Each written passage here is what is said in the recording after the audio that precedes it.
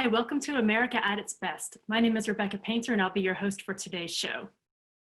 Today, we're going to hear from Bob Williams Award winners.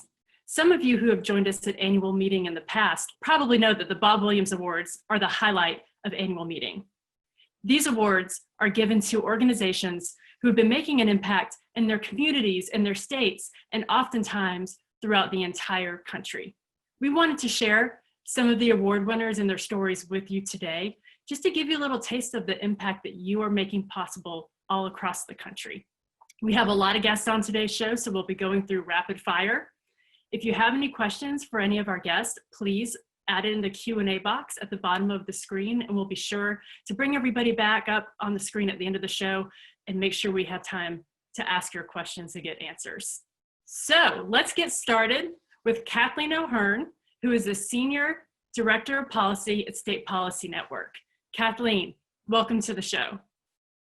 I'm so glad you're here. Now, Kathleen, you're here representing a group of folks who won the Network Award. So first, tell us, what is the Network Award? Sure. So the Network Award celebrates when groups from this network come together to do something bigger than they could do on their own, bigger than just one state win. It's usually a win that truly transcends state borders and has national impact. Well, and that's what this is all about at State Policy Network. So this is one of the best awards. All right, tell us, what organizations came together and won this award? Absolutely. So this year's Network Award, there's 8 groups, and these groups were made up the healthcare working group for years, and that is the Buckeye Institute, the Foundation for Government Accountability, the Goldwater Institute, the Mackinac Center, the Mississippi Center for Public Policy, Oklahoma Council for Public Affairs, the Show Me Institute, and the James Madison Institute. Okay, so all of these groups have been a part of, you mentioned a working group for a number of years. And as I understand it, they've been coming together, trying to make a difference in healthcare reform. And I've got to tell you, Kathleen, the folks I talk with, many people who are viewers to the show and just other folks all across the country, are often really discouraged by healthcare because it feels a lot like, well, the ACA passed, or Obamacare, whatever you want to call it, and there's really nothing else we can do. So are you saying that's not true? Yes, I'm absolutely saying that's not true. The working group actually started on the heels of the ACA getting passed, on the notion that states can and should be a mechanism for change in healthcare. We have seen time and time again that states are the innovators here.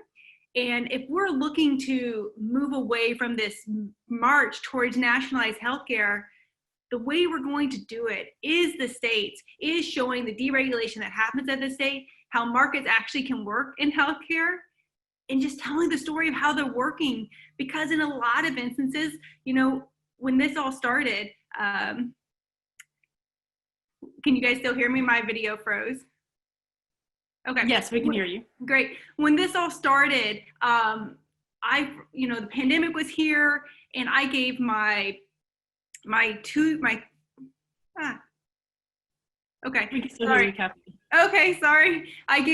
3-year-old ice cream for the first time. It was one of those no sugar moms. And sorry, a lot of tech issues here. Sorry about that. It happens. It happens in this virtual world. There you are. Okay, so here I am. Hi. Here you are. So I liken it very much to when this all started, the pandemic hit. I'm like, man, we're in a national pandemic. I'm finally going to give my 2.5-year-old at the time some ice cream. She'd never had it. It was like one of those no sugar moms. And the look on her face when she had it, because I'd been giving her cottage cheese and telling her it was ice cream. Oh. It was just, I know, I'm that mom. It was just elation, right? Like, so she's never going back to not knowing what ice cream tastes like. And I think for a lot of Americans who are using telemedicine, who are getting to experience having doctors from come across state lines, they're not going back, right? You're not putting the genie back in the bottle. So it's really a demonstrations of states leading the way. And the healthcare working group who got the award were really the instigators of creating those policy and creating a space for them.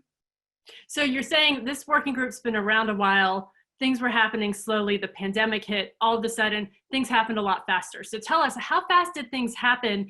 And you mentioned a couple of the reforms that they made possible, but take us through kind of the whole kit and caboodle. Sure. So when it happened, the healthcare working group had been working on these policies for years. So they identified the 5 that would have the most impact.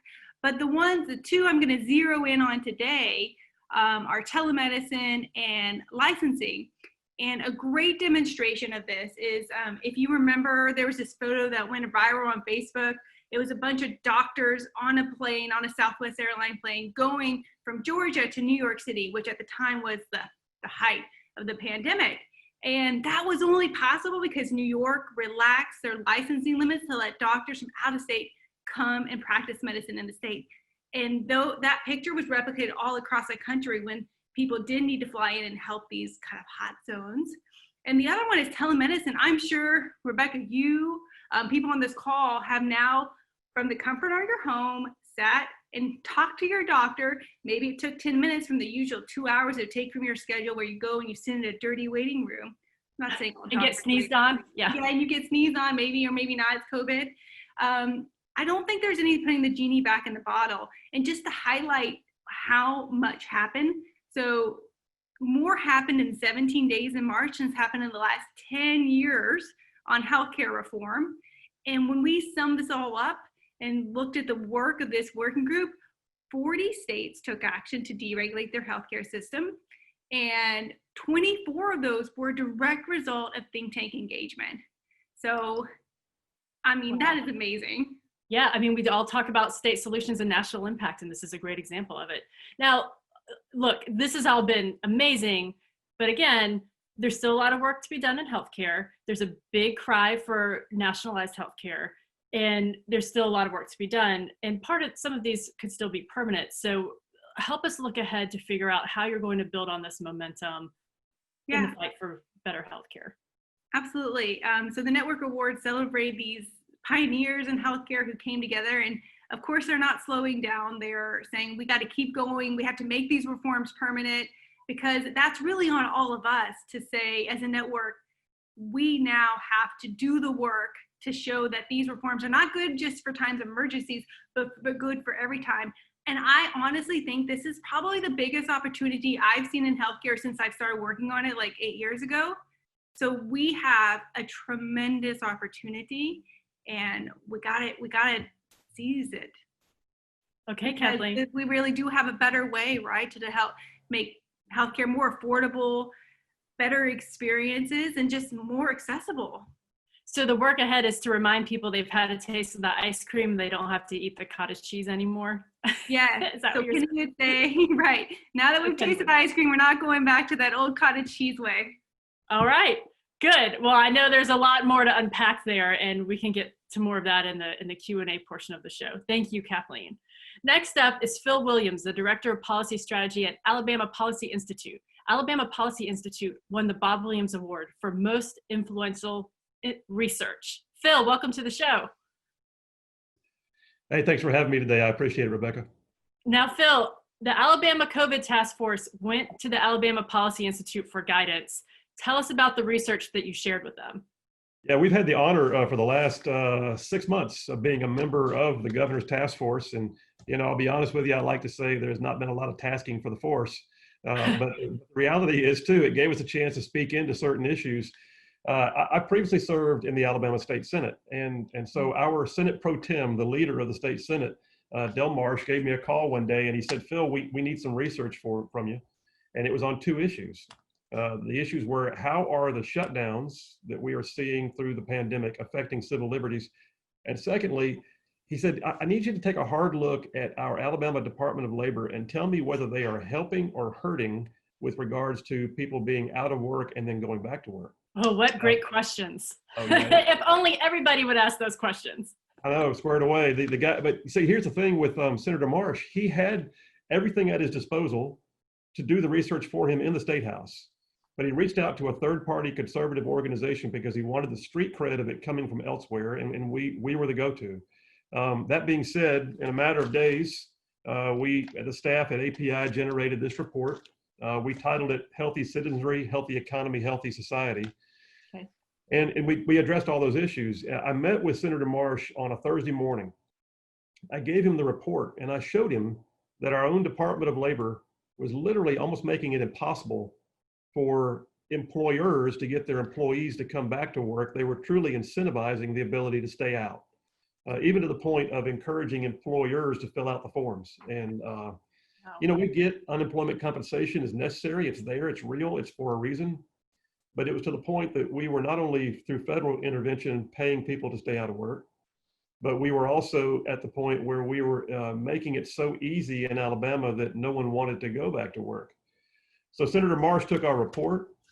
He drove straight to Montgomery, our capital. He gave it to the Secretary of the Department of Labor that same day. And 24 hours later, we had the joy of watching the Department of Labor change its policies and issue new guidance that said, if you're called back to work, folks, you can't keep claiming benefits. If your employer calls you, you have to go back to work. So it was a huge day. Lots of great anecdotes in the middle of that I'll be glad to share with you. But it was great to see. You know, usually we see things move at what we call the speed of government, which means really slow. Yes. In this particular case, you know, we got a report request. We generated the report within a matter of days, and 24 hours after its release, we saw the difference being made. How do you think people who live in Alabama, how are their lives different now because of your research and your fast action? Well, I can speak to it from the employer side. I know right off the bat that people were grateful because they automatically knew that someone had their back, that they literally were saying, we got to go back to work, y'all. We got to keep the business active, and we're ready. We're, you know, no longer deemed non-essential by the government. We can work. And people didn't want to. I had one gentleman that owns a HVAC repair service. He had 16 employees. They found out they could make more money on unemployment. They banded together and came to him and told him they wanted to shut the business down. And he said, no, this is my life's work. We're not going to do that. But that's the kind of thing that was happening. And, you know, we have seen a turnaround. And you guys also did some research around emergency powers. Can you tell us a little bit about that? We did. One of the things that we also provided to the task force was information related to the fact that we believe there needs to be some legislative checks and balances. Currently, we have one branch of government that's pretty much doing everything. Now, granted, we have a more conservative governor here than you might see in some other states. And she's been somewhat measured in her approach to this. But I will say this, it may not always be that way. And right now, we believe there's an absolute need for there to be the representative branch of government having a chance to speak into these pandemic shutdowns in the future. Because right now, they don't have a voice. The governor's office makes all the decisions, and unelected state health officers are really driving that train. So yeah, we have some concerns, and we've spoken to those directly. And that's not limited to Alabama. This is happening across almost all 50 states, as I understand it. So thank you for your work in that area. Now, Phil, tell us before we let you go, and we'll bring you back, of course, on Q&A. What's next on all of this for Alabama and API? Well, thank you. We are still working on issues related to civil liberties, and we're also having to forecast, you know, life as normal. I refuse to call this the new normal. This is abnormal, and we're going to get back to normal. And we'll all have an SPN conference in person again. But that being said, we're already projecting things forward on the next legislative regular session. And we're calling for a special session of our legislature to address some key issues that we think are short-term necessary. So yeah, it's a target-rich environment. But as a conservative think tank, we definitely have the work to do, and we enjoy doing it. Well, you're definitely making an impact. Congrats on the award, Phil, and thank you. We'll see you again at the end of the show when we get into Q&A. Again, the Q&A box is at the bottom of the screen, so please type your questions there, and we'll get to them in just a few minutes. Next up is John Hinderrocker, who is president of the Center for American Experiment. John and the Center for American Experiment won the Best Issue Campaign Award. John, congrats on the award, and welcome to the show. Thank you so much, Rebecca. So John, from what I understand, Minnesota had one of the most oppressive shutdowns in the country. So how did your issue campaign get people safely back to work? Well, you know, the first thing that we did was we made a video that featured 7 or 8 small business people in Minnesota. And, you know, I actually shot part of that video. I went out to one of these places of business. It was closed down on a Saturday afternoon. I talked to the woman who owned it, and she explained to me how the shutdown had devastated not just her business, but her life. It was very emotional. So it was personal to me from the very beginning. So what we did was we set up a website. It was called backtoworkmn.com. The theme of the campaign was Back to Work Minnesota. We put up billboards with that theme. We wrote op-eds. We did posts on our website. Largely, though, it was social media driven, social media and digital ads. And what we wanted to do was drive people to that microsite, backtoworkmn.com, and they could watch the video there, and they could read a fact sheet, and they could very easily send emails to our governor, Tim Walz, and to their own senator and representative. And well, now, John, we all know that just a few emails from constituents can make a big difference. So how many emails did you guys get? Yeah, you're absolutely right, Rebecca. The legislators pay attention to a few emails. Here they got 52,000.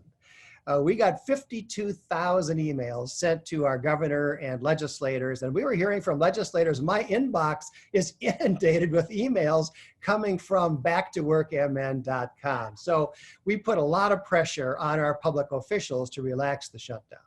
Wow, 52,000 emails in a matter of days or weeks. How long did that go on? Yeah, it was several weeks. I think Okay. about two or 3 weeks probably. Wow, and so as a result, what's happened?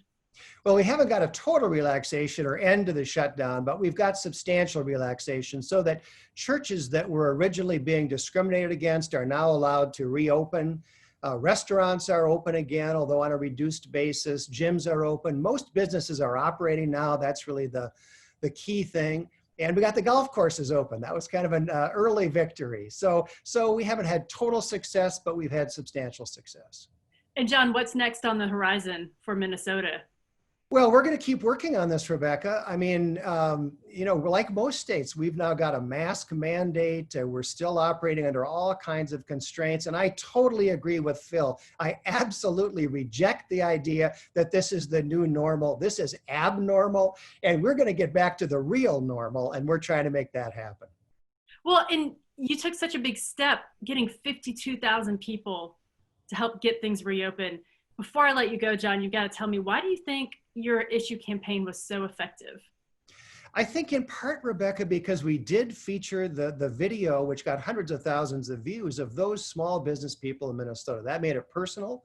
Their stories were really compelling. And I think that's one of the reasons why the campaign was successful. Okay, John, thank you. Thank you for your great work. And we'll see you again at the Q&A portion of the show in a few minutes. Next up, my friend Carol Liebau, who's president of the Yankee Institute. Carol, welcome back to the show. So glad to have you. Oh, Carol, check your mute. There you go. Hi, Rebecca. How are you? I'm doing great. Now, Carol, the Yankee Institute got the biggest home state win award for your package of economic reforms, which is huge because you live in a blue state. So yes. Tell me about a couple of the reforms that you guys passed that led to this award. Sure. We were so grateful and pleased that SPN chose to acknowledge Yankee Institute in this way for our package of free market reforms, including a variety of economic relief and bureaucratic red tape cutting. Things like certificate of need for hospitals, where they had to ask permission for all kinds of routine things that no one should really have to ask the government to be able to do. Mm-hmm. And to be able to do more telehealth, simple routine measures, small businesses being able to open up and get some relief, a variety of common sense things for our businesses and our professionals and our tradespeople across Connecticut. So Carol, from what I understand, you talked about some common sense reforms. It's not like you guys just showed up at the State House one day and got a lot of stuff done. There wasn't even a COVID task force at the beginning where businesses were represented. Tell us a little bit about the task force, your role in it, and how you came to have all these wins. Well, Governor Lamont, Connecticut's governor, was a little bit late off the starting block in putting together any sort of reopening task force or advisory board. And other states were starting to think about opening back up. And Connecticut was staying very much closed. And so Yankee reached out and worked with him and his administration to talk about how are we going to start getting our people back to work. And then on the advisory board, there ended up being no small business representation. And of course, we love our small business people. Big human resource department people have no idea how a little 3-person business is going to manage all these COVID regulations. And so we advocated strongly for putting people who would be able to represent that point of view on the task force. And of course they did. And then one of the things that we were so excited to be able to do was to introduce a beam of light feature.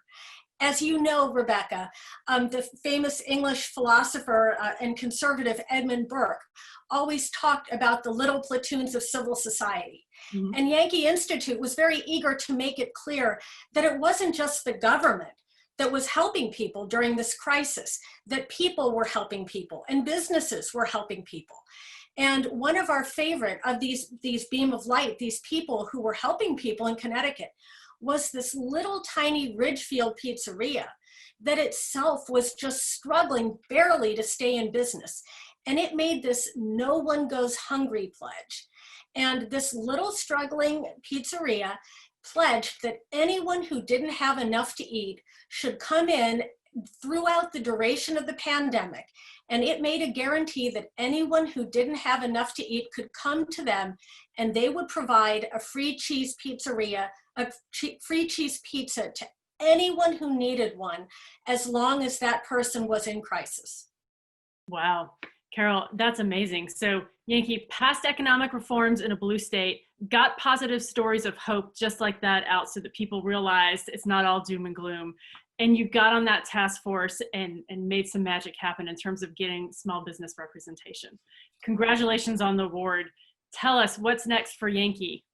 Well, one of the things that we're really excited about is, as bad as the pandemic's been, we think there is some opportunity that it has opened in the field of letting people know it's time to really rethink educational opportunity for everyone with the micro schools and everything else. And we're really committed to making something good come of what has looked like an unfortunate situation. We can do it, and we're committed to it.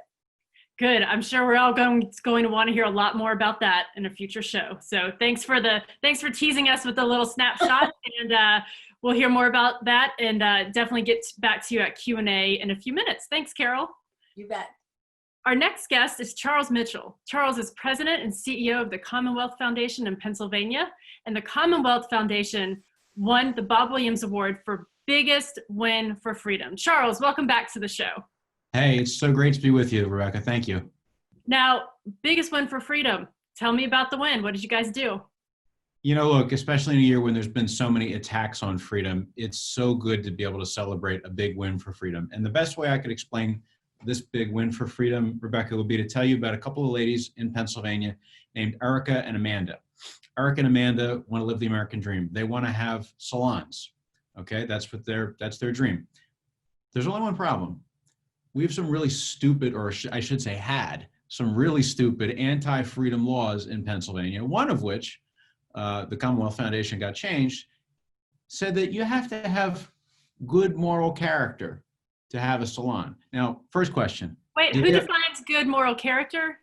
Politicians. Oh, okay. And I don't think there's a rule like that to serve in our legislature, which is one problem. But the second problem is that was interpreted to mean that even if you had a slight criminal record and you had done your time and you had made amends and you had got the help that you need and you had put your life back together and you were ready to go work and be independent and do what we all want for our fellow Americans, you can't do it. Well, that's crazy. That's dumb. That's not common sense. And so what the Bob Williams Award recognized in Pennsylvania was over the last year, we got a whole package of bills passed to change stupid laws like that in Pennsylvania that don't make us safer.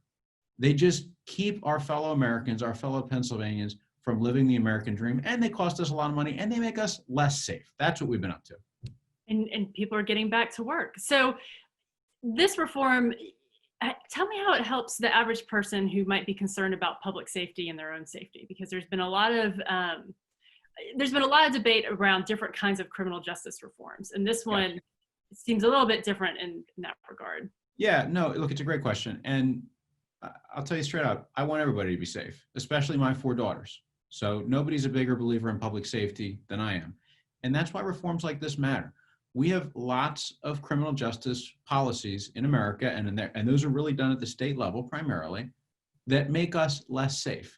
They put people in state prison, especially, for longer than they need to be or when they don't need to be there. And a perfect example here in Pennsylvania is before some of these reforms that we got done, we were keeping people in state prison, which, by the way, the state pen costs more than Penn State. You know, it's like $40,000 a year to keep people in the state pen. It's more than tuition at Penn State. That's a problem, right?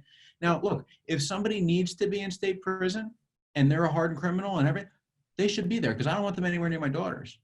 But for example, if their term has run out and we just are so incompetent at getting them released that they're in there for extra days, weeks, or months at a time, that costs a lot of money and it doesn't make us any safer. That's the kind of thing that's been going on in Pennsylvania. And that's why I feel so strongly about this. Yes, I want everyone to be safe. We are safer when we do common sense criminal justice reforms like what we've gotten done in Pennsylvania in the last year and also in the last 10 years. And of course, the size and cost of government shrinks. That's a double win for our movement, I think. I think so. So Charles, you talked, I love it.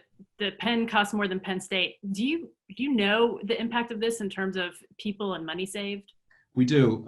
There are 3 million Pennsylvanians like Erica and Amanda who now have the opportunity to live the American dream because of some of these laws that we got passed and some of the other ones that we got done that address like the other situations I talked about where people should be getting out and they're just in there for no good reason.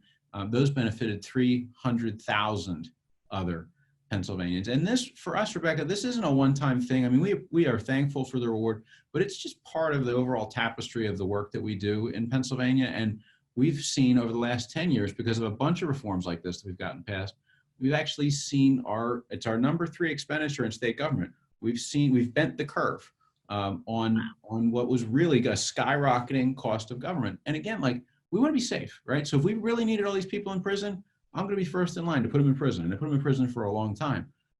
But if we can actually be safer and save money, we should do it. And that's what we've done over the last 10 years and including over the last year in Pennsylvania. Well, Charles, you say in the last year, but I imagine this fight took quite a while. So take us through how long this fight lasted, and was this just one political party that made it happen? Like, what are the politics involved? Tell us the story. Yeah, well, the greatest thing I think especially at this time in American history about these wins in Pennsylvania is they are emphatically bipartisan. In fact, some of the bills that we got passed, especially more than a year ago, we got done unanimously. Wow. But all the recent package, they were bipartisan.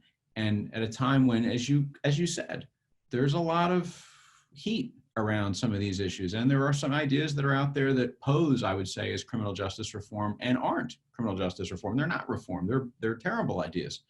But there's so much heat about this.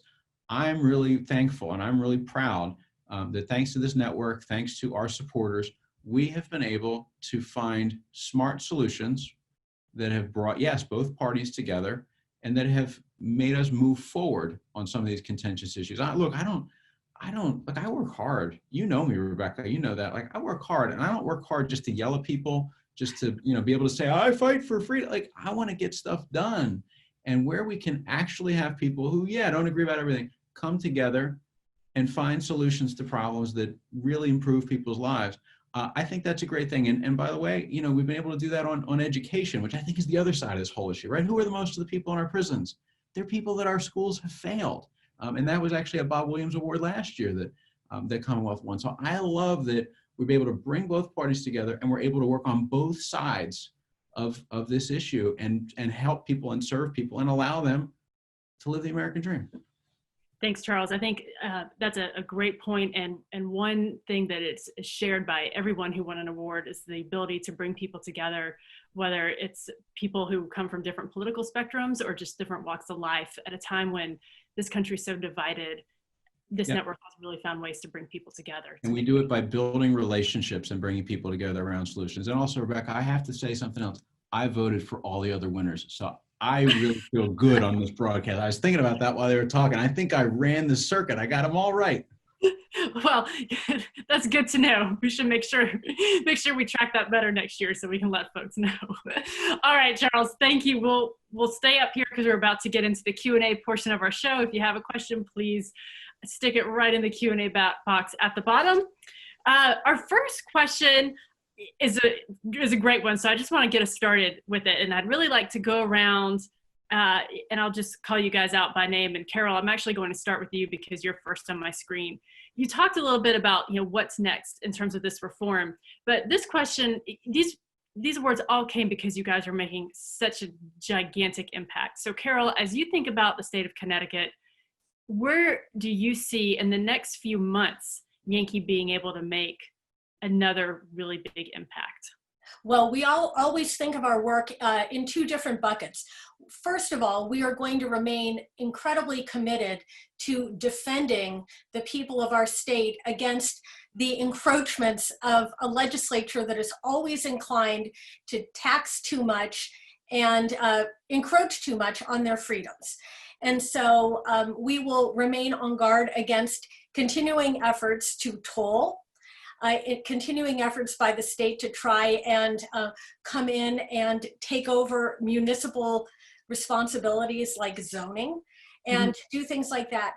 So that it will remain in our sort of defensive bucket. We will also continue to push forward on the frontiers of freedom in our worker freedom initiatives, and also, again, in the area of education, because we do see a new consensus forming among everyone from suburban moms to moms in the cities. Our children need alternatives. Thanks, Carol. Phil, where do you see an opportunity for API to make another big impact or get another big win between now and the end of the year?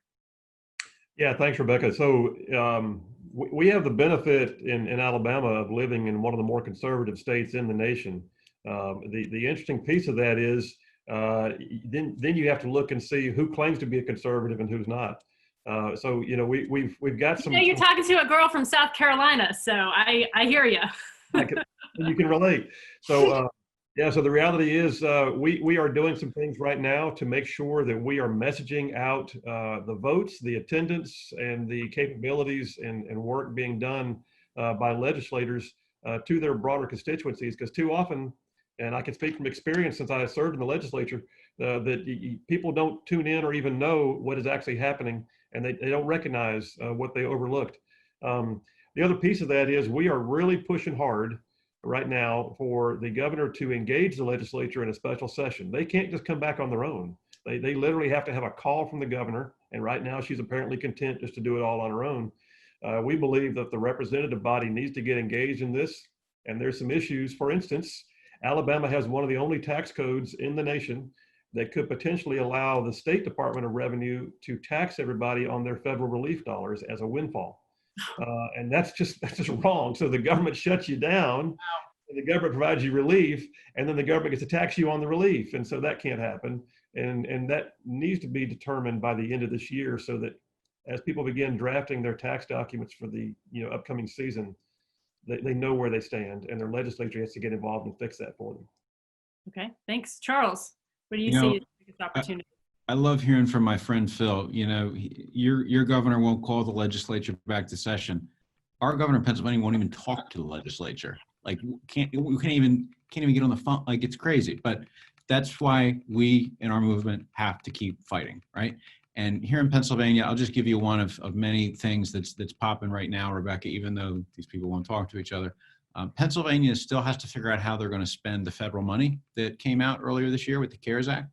And going off what Carol said earlier, we have put forward the idea that some of that money should be placed in an account for families to be able to use to get their kids back on track. We call it back on track education accounts. And you've seen this idea in other places across the country as well. Well, it's coming to be time in the next couple of months for Pennsylvania to finally make decisions as to how they're going to spend the other $1 billion that we have sitting around from the feds. It has to be used to recover from COVID-19. It would be such a game-changing thing to have some of that money used to give these families that opportunity. Yeah, Wow. All right, Kathleen, you already mentioned making it permanent and fighting nationalized healthcare. Anything you want to add in terms of what this working group will work towards as big wins in the short term? Yeah, I mean, I think the big message here is we are seeing massive disruption in these big systems that have been around for a long time, that have been hard to make a difference. And we all got into this to make a difference, and now is our chance. So we cannot lose this opportunity to chart that better course forward in healthcare and education. But in healthcare is probably the biggest opportunity we'll have in a long time. So let's chart a course. Yeah. Thanks, Kathleen. Okay, next question, Kathleen, I'm going to punt this one over to you, at least to get us started. We heard a little bit from Phil about this lack of check and balances in terms of executive action, which in healthcare, actually ended up in our favor, but generally speaking, was not a good situation across the country. There are a lot of groups who are working on this. The question is, what do we see here as actual movement to change things? Can you give us a lay of the land in terms of what's really happening here and what is possible, and how deep is the problem really? On government overreach? Yes. Yeah, absolutely. The executive power piece, yeah. Yeah, executive power. I mean, in healthcare, the executive power honestly operated as it should. It said, like, we are facing a healthcare crisis. That's the nature of this crisis. So we need to expand our healthcare system to meet that demand, right? But you did see a lot of instances of overreach. And for the most part, a lot of states, and fellow panelists here will have a lot to offer on this too, a lot of states have states emergencies for a hurricane, for something that's very short term. And this has been like not months and months and months. So what you're seeing is now states putting better procedures in place around emergency management, like what happened in Kansas, to say, okay, governor, you can't carte blanche just rule from the diocese. You have to have a legislative committee approve it. And we're seeing things like that across the country, because we have to start thinking about what's that right balance. In some instances, governors do need to have that authority to take quick action, but a lot of times they're just overreaching, and the result is hurting a lot of lives and livelihoods. And we have to find a better path around that. Do you guys think there'll be some change in that sooner rather than later to kind of stop some of these shutdowns that are still going on? I'll be glad to take that for a second. Yeah, so the reality is, Governor DeSantis down in Florida, one of our neighboring states, recently announced that as long as he's ever governor, there will not be another shutdown for any reason. And I applaud that. We've seen one of the things that's going to have to change in Alabama. Who knew that an unelected state health officer had so much authority? And one of the things that nobody even realized in Alabama was at some point in the past, the legislature had passed what we call a local bill, and had given Jefferson County, our largest county in the state, its own health officer, who even superseded his authority at the state level. So our attorney general has had to admonish mayors on more than one occasion for overreach. And then we have issues like our ABC board, which is Alabama's Alcohol, Beverage, and Control Board. They literally decided recently that if you own a liquor license, you have to shut down and stop selling alcohol at 11 o'clock at night. I guess it's safer at 10:59, but at 11, coronavirus hits hard, apparently. So, it's an arbitrary thing by an unelected body. And so I think one of the things we're going to have to see a change in is bureaucrats making decisions that shut down everybody, and yet they keep their government paycheck going without any issues, and private sector suffers. And go ahead. That's been one of the most remarkable things in Connecticut. This spring, we pointed out that even as through executive order, Governor Lamont shut down, and we're a small state, of course, but 36,000 private businesses, and threw 500,000 people out of work. Our government employees received their second 5.5% pay increase for the second year in a row. And he refused to suspend it or delay it or do anything of the sort. And that wasn't lost on the people of our state. We've gotten to the point where our governor is more moderate than our legislature,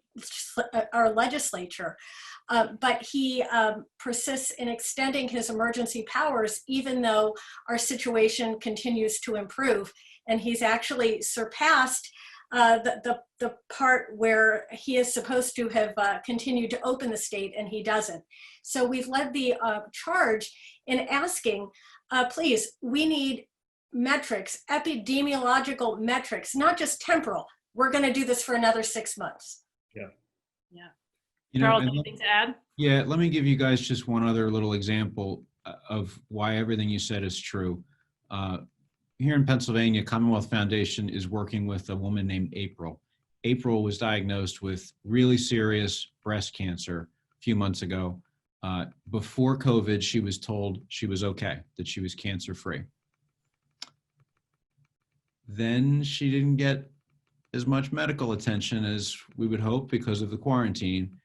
And you probably know where I'm going with this. Her cancer has come back, and it's come back with a vengeance. Well, guess what she tried to do next? What any reasonable person would do, especially in this geographic area, get a second opinion from Sloan Kettering. Probably the same thing somebody in Connecticut would do, you know, Sloan Kettering being in New York between us and Connecticut.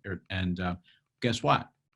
Well, even though our governor issued an executive order, like you talked about earlier, Kathleen, that made telemedicine okay during the emergency, he also vetoed a bill to make it permanent, which confused all the lawyers. So Sloan Kettering told April she couldn't get a second opinion from them. You want to talk about hurting people's lives, hurting people's livelihoods? I mean, that's what this is about, guys, and you guys know that, but this is what our politicians have to understand. Now, of course, we've gone to bat for April. She got her second opinion from Sloan Kettering. We had to get a special dispensation from the governor and a whole host of other baloney.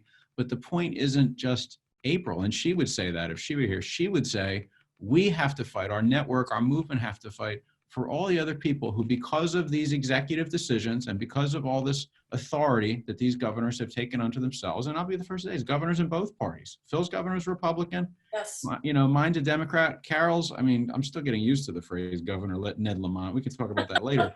But it's a problem in both parties. It's a problem in all kinds of states. And it's not just some academic thing of like, oh, you know, executive authority. It hurts people like April. And we have come a long way, I think, in pushing back on this nonsense over the last few months.